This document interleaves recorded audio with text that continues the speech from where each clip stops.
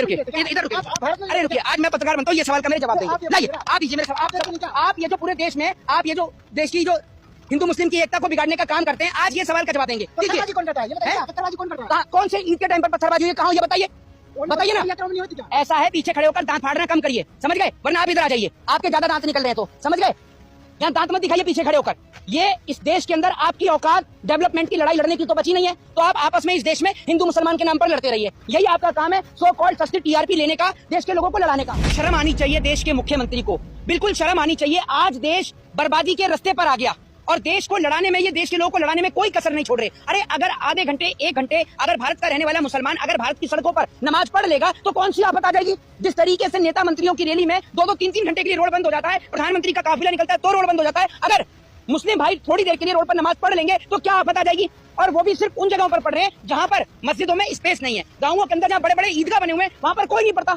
जहाँ पर ईदगाह नहीं है वहां के लोग पढ़ते हैं क्योंकि वहां पर जगह नहीं होती है। जी, आपने मोदी जी की बात की। जी, मोदी जी का 56 इंच का सीना है, देशों में विदेशों में नाम हो रहा है, मुसलमानों का ऐसा है। मेरी बात, अरे मेरी बात सुन लीजिए, देश को चलाने के लिए दिमाग चाहिए होता है।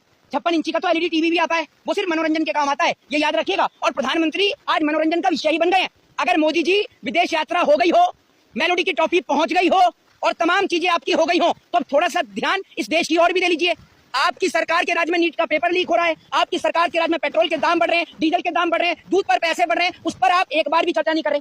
मतलब आप चाहते हैं कि सड़कों पर कब्जा करवा दें? भाई साहब, कौन सी सड़क पर कब्जा हो जाता है? कौन सी सड़क पर कब्जा हो रहा है ये तो मुझे आप बता दो। मतलब 30 मिनट 40 मिनट अगर नमाज पढ़ ली तो सड़क पर कब्जा हो गया। ऐसे तो प्रधानमंत्री का काफिला निकलता है, फिर तो रोड पर कब्जा हो जाता होगा।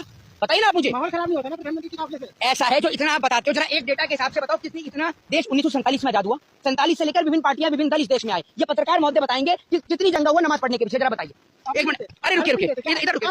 अरे रुकिए, आज मैं पत्रकार बनता हूँ, ये सवाल का मेरे जवाब देंगे। लाइए आप दीजिए मेरे सवाल। आप ये जो पूरे देश में आप ये जो देश की जो हिंदू मुस्लिम की एकता को बिगाड़ने का काम करते हैं, आज ये सवाल का जवाब देंगे। पत्थरबाजी कौन करता है? ये बताइए, पत्थरबाजी कौन करता है? कौन से ईद के टाइम पर पत्थरबाजी हुई, कहाँ, ये बताइए ना। ऐसा है, पीछे खड़े होकर दांत फाड़ना कम करिए, समझ गए? वरना आप इधर आ जाइए, आपके ज्यादा दांत निकल रहे हैं तो, समझ गए? यहाँ दांत मत दिखाइए पीछे खड़े होकर।